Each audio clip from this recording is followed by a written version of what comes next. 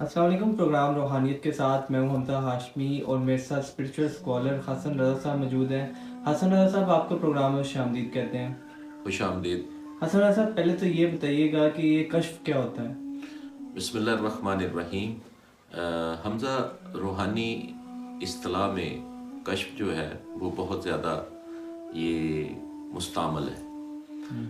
Basically کشف لفظ زیادہ تر جو روحانی سلاسل میں مشہور ہوا وہ کشف القبور کے پروسیس میں یہ بہت زیادہ مشہور ہے۔ جتنے بھی خاص طور پر میرے تجربات اور مشاہدات میں دیکھنے میں یہ آیا ہے کہ نقش بندی سلسلے والے کشف القبور کا بہت زیادہ ذکر کرتے ہیں۔ کشف کا بنیادی معنی جو ہے وہ انکور کرنا یا ظاہر کرنا یا عیاں کر دینا چھپی ہوئی چیز کو، اور کشف القبور میں یہ بہت زیادہ استعمال کیا جاتا ہے۔ سلسلہ نقش بندیہ کے پاس اگر آپ کا بیٹھنے کا موقع ملا ہو تو وہ لوگ جو ہیں پرانے صوفیہ جو تھے وہ دنیا سے چلے جانے کے بعد لوگوں کے احوال کو دیکھنے کے لیے کشف کیا کرتے تھے کہ یہ بندہ جنتی ہے یا یہ بندہ کس حال میں ہے، اگر جہنم میں گیا ہے تو وہ کس پروسیس میں، اگر جنت میں گیا تو وہ کس پروسیس میں ہے اور کس حالت میں ہے، کس طرح کی اس کی کنڈیشن ہے۔ بنیادی طور پر میں یہ سمجھتا ہوں کہ یہ بڑی ہی غیر ضروری ایک روحانی ایکٹیویٹی ہے، اسپرچول ایکٹیویٹی ہے، یہ بڑی غیر ضروری۔ اس کا دنیا میں کوئی فائدہ نہیں ہے کہ کوئی کس حالت میں ہے اور کس طرح ہے۔ اگر یہ کر بھی لیا جائے تو اس کو اچھا نہیں سمجھا جاتا، کیونکہ کشف جو ہے یہ ڈیپینڈ کرتا ہے کہ کشف کرنے والا انسان روحانیت کس طرح کی رکھتا ہے۔ حسن صاحب، یہاں ایک سوال پیدا ہوتا ہے کہ یہ جو کشف جو ہے یہ روحانی ہے یا شیطانی بھی ہو سکتی ہے؟ دیکھیں، آپ کشف کرنا کسی چیز کو عیاں کرنا، آپ کسی بھی انسان کے، جو انسان دنیا سے چلا گیا ہو یا جو دنیا میں ہو، آپ اس کے جتنے بھی خفیہ معاملات کو اچھے یا برے ان کے بارے آپ کشف کر سکتے ہیں، ہو سکتا ہے، لیکن کشف جھوٹا بھی ہو سکتا ہے، سچا بھی ہو سکتا ہے۔ اس کی کوئی دلیل نہیں ہے کہ کس کا کشف سچا ہے اور کس کا جھوٹا ہے، یعنی کوئی ہارڈ اینڈ فاسٹ رول نہیں ہے۔ اور اس میں ہمارے مسلمان جو راہ سلوک پر روحانیت میں چلنے والے جو لوگ ہیں وہ اس کو بہت زیادہ پریکٹس کرتے ہیں اور بہت زیادہ پریکٹس کیا گیا ہے، اور بلکہ یوٹیوب میں کشف کے بارے بہت سارے معاملات جو ہیں وہ ڈسکس ہو رہے ہیں اور ہو چکے ہیں۔ میرے نزدیک یہ کسی کے فائدے کی بات نہیں ہے، بلکہ الٹا اس کا زیادہ نقصان ہے کہ اگر کوئی روحانی شخص کسی موجودہ انسان کا کشف کرے یا مرے ہوئے انسان کا کشف کرے اور اس کے بارے غیر مناسب باتیں جو ہیں وہ لوگوں کو بتائے، اس سے زیادہ ہیجان خیزی پیدا ہوتی ہے، تذبذب پیدا ہوتا ہے، پریشانی پیدا ہوتی ہے۔ میں ایسے کرنے والوں کو بھی منع کرتا ہوں، اور بلکہ ایسا پوچھنے والوں کو بھی گریز کرنا چاہیے۔ حسن صاحب، کیا جو کشف کا علم ہے وہ قابل اعتماد ہے یا نہیں؟ میں آپ کے سوال کو کچھ سمجھ نہیں پایا۔ قابل اعتماد ہے یا نہیں؟ دیکھیں، میں نے پہلی دفعہ پہلے بھی آپ کو بتایا ہے کہ کشف کرنے والے پر منحصر ہے، اس انحصار تو کشف کرنے والے پر ہے کہ وہ کس طرح کا روحانی انسان ہے۔ آیا وہ اسپرچول علم کوالیفائی کیا ہوا ہے اس نے؟ ہر علم کے ایک تقاضے ہوتے ہیں، اس کے سیکھنے کے، سمجھنے کے، اس کو اپنانے کے، پھر اس علم کے استعمال کے بھی تقاضے ہوتے ہیں۔ روحانیت میں کشف ایک اصطلاح ضرور ہے، اس سے میں انکار نہیں کرتا، لیکن اس کا بیجا استعمال جو انکمپیٹنٹ اسپرچول پریکٹیشنر ہیں یا اسکالر ہیں یا ہیلر ہیں یا روحانیت کے کسی بھی درجے پر فائز جو لوگ ہیں، وہ میں نے تو اکثر یہی دیکھا ہے کہ وہ روحانیت کی ہر اصطلاح کو بیجا استعمال کرتے ہیں، بلکہ ایک انہوں نے مشغلہ بنایا ہوتا ہے۔ حسن صاحب، میرے جو سا علم میں ہے، جو میں نے ایکسپیرینس کیا ہے، وہ چیز ایکسپیرینس کی ہے کہ جو لوگ ہوتے ہیں جو کشف کا علم رکھتے ہیں وہ آپ کی جو ہے روح کو پرواز کر کے کسی بزرگ یا کسی ولی سے ملواتے ہیں۔ اس چیز میں کتنی ویلیڈیٹی ہے؟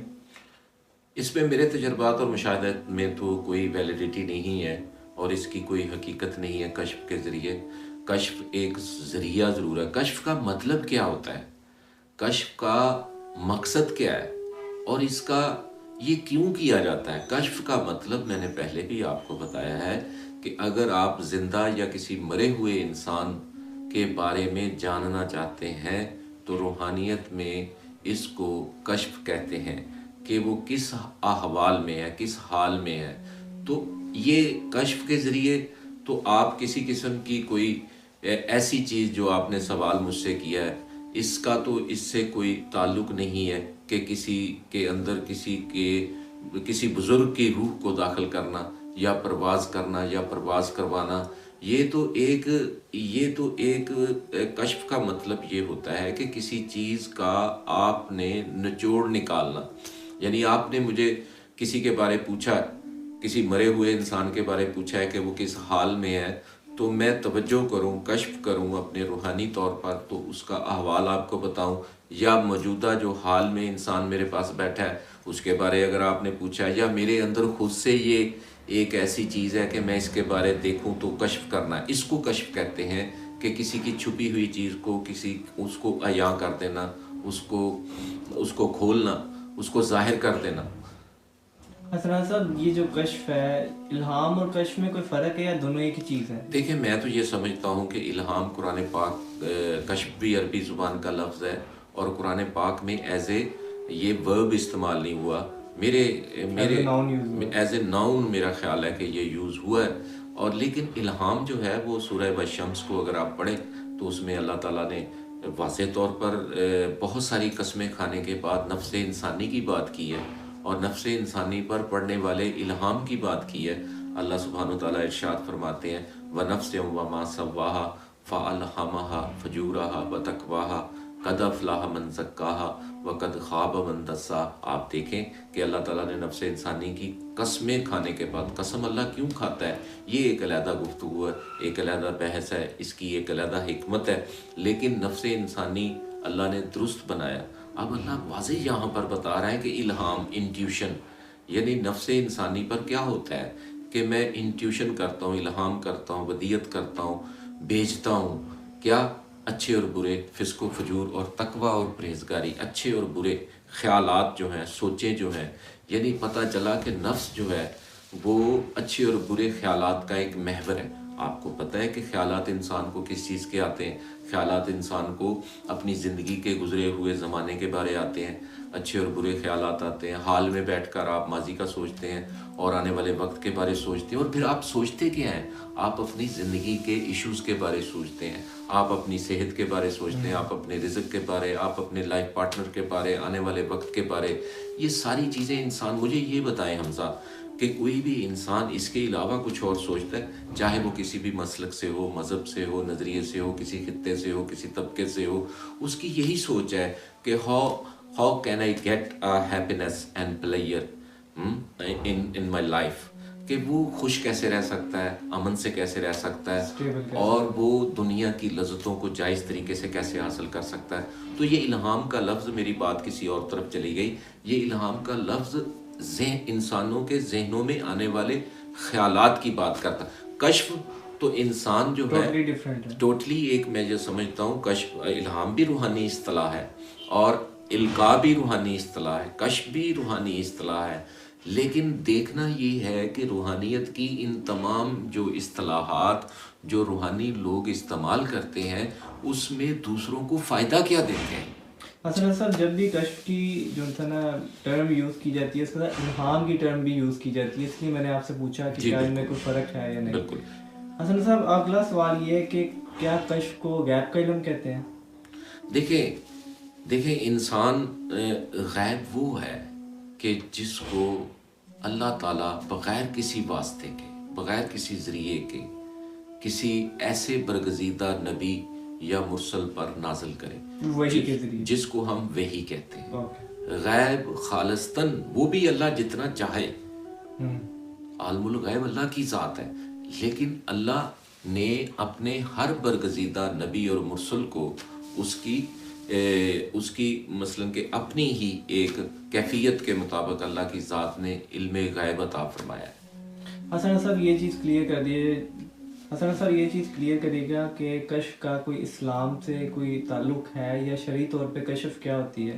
دیکھیں یہ بڑا اچھا سوال کیا ہے کہ کشف کا مطلب یہ اسلامی ہے، یہ عربی زبان کا لفظ ہے، لیکن یہ استعمال ہر مذہب میں مختلف صورتوں میں ہوتا ہے۔ کشف سے مراد بنیادی طور پر اسلامی نقطہ نظر سے یہ ہے کہ روحانی علم کے حصول میں جب آپ بیٹھتے ہیں تو آپ اللہ کا کلام پڑھتے ہیں، اللہ کا ذکر کرتے ہیں، اللہ کے اسماء کا ذکر کرتے ہیں۔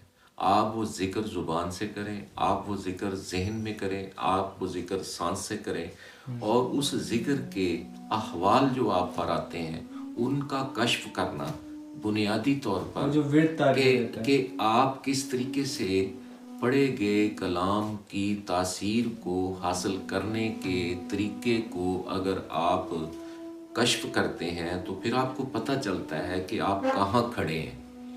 آپ پر الہام کیا جا رہا ہے، مختلف احوال جو ہیں وہ آپ پر منکشف ہو رہے ہیں، آپ ان کو کشف کے ذریعے بہتر سے بہتر کر سکتے ہیں، بجائے کہ آپ دوسروں کے معاملات کو بتانے لگ جائیں۔ اس سے لوگوں کے معاشرے میں، لوگوں کے گھروں میں خرابیاں پیدا ہوتی ہیں۔ یہ قطعاً نہیں کرنا چاہیے۔ آپ اپنی ذات کے حوالے سے، اپنی سیلف انالیسس کے لیے، سیلف ڈٹرمینیشن کے لیے، سیلف ایگزامینیشن کے لیے، خود احتسابی کے لیے آپ اپنے آپ کا کشف کریں کہ آپ کہاں غلط ہیں، کہاں صحیح ہیں، اور روحانی طور پر کریں۔ کس طرح کر سکتے ہیں؟ جب آپ ذکر کرتے ہیں، جب آپ آیات قرآنی پڑھتے ہیں، جب آپ قرآن پڑھتے ہیں، تو آپ پر اس ذکر قرآن اور آیات کے انوارات جب پڑھتے ہیں، یعنی طاقتیں جب آپ پر ظاہر ہوتی ہیں، منکشف ہوتی ہیں، اس میں آپ کشف کریں کہ میں کہاں کھڑا ہوں، کہاں غلط ہوں، کہاں صحیح ہوں۔ سیلف انالیسس کرنے کے لیے آپ کشف کریں۔ حسن صاحب بہت شکریہ آپ کا، آپ نے بہت اچھا بتایا کہ کشف اور الہام ٹوٹلی ڈفرینٹ چیزیں ہیں، اور کشف کو اگر آپ کرنا چاہتے ہیں انڈیویجول طور پر تو ٹھیک ہے، لیکن اگر آپ اجتماعی طور پر لوگوں کو فائدہ کریں گے تو اس طرح مسائل پیدا ہوں گے۔ بہت شکریہ حسن صاحب آپ کا۔ آپ کا بھی بہت شکریہ۔